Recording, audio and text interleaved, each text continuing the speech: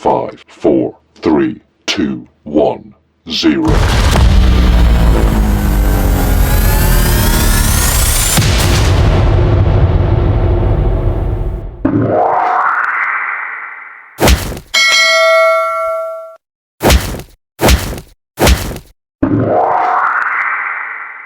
Welcome to my YouTube channel, Cheeky Boy!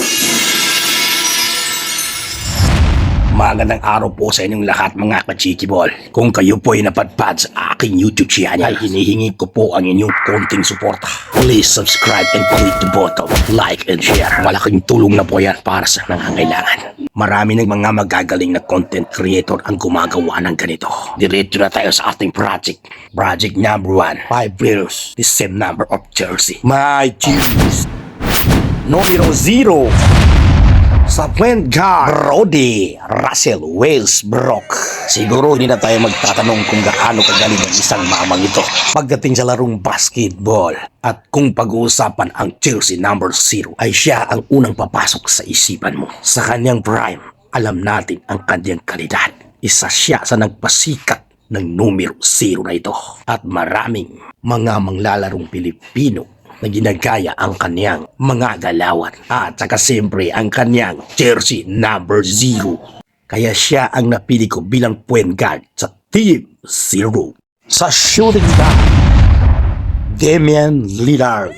Sumikat din ang jersey number 0 at hindi ko natatalakayin sa inyo kung gaano kagaling ang manglalarong ito.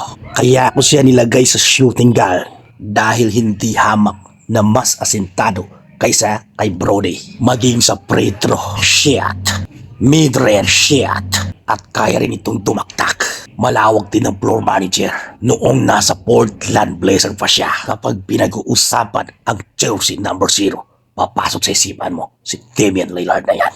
At saka siyempre ang kanyang mga clutch moment. Grabe. Alam naman nating lahat na itong si Damian Lillard ay isang legit na point guard na maglalaro sa NBA. Pero sa Team 0, ilalagay ko muna siya sa shooting guard.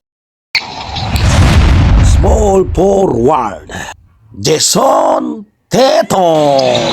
Siya ang napili ko bilang small forward sa ating Team 0.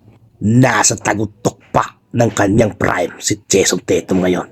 At isa siya sa hinahangaan ng mga henerasyon ngayon. At sa tuwing nakikita natin ang Team Celtics, sa mga supporters ng Celtics, mga fans, mapapansin mo na maraming nagkasuot ng jersey number 0 bilang suporta sa NBA superstar na nag-iisang Jason Tatum. At higit sa lahat, mayroon ng isang singsing ng kampyonato ang mamang ito. Power forward, Kevin Love. Maswerte talaga ang mamang ito dahil noong nasa Cleveland Cavaliers siya ay nakasungkit ng isang kampyonato at suot niya ang numero 0 bilang isang Cleveland Cavaliers. At malakas din ang appeal ng mamang ito pagdating sa larong basketball. Kaya siya ang napili ko bilang power forward sa Team 0. Amazing mga ka-Cheeky Ball. Go to center, DeMarcus Cousins. Grabe na rin ang dedikasyon ng mamang ito at minsan din kuminang ang kanyang karera.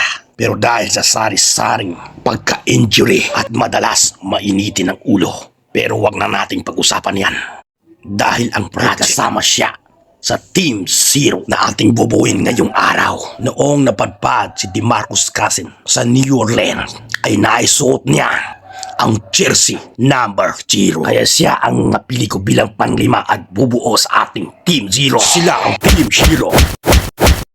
Actually, marami pang scouts ang nasa listahan ng Team 0. Magagaling din ang mga basketball player like Angelo Russell bilang sub-point guard, Josh Richardson bilang shooting guard, at pasok din sa listahan bilang backup power forward, Kyle Kuzma. Pero ang best din para sa akin ay ito dahil pwede itong sumungkit ng isang kampyonato. But sa 2K games now, we have 5 players pwedeng ipasok sa Team 0. At yan ay sila Tyrese Maxey, Tyrese Haliburton, Jalen Wells, Miles Bridges, at Jalen Duren. Pero hindi sapat. Pero kung ganito, malamang pwede. I-comment lang kung sino bang pwede natin ilagay sa Team 0. Maraming salamat po. Thanks.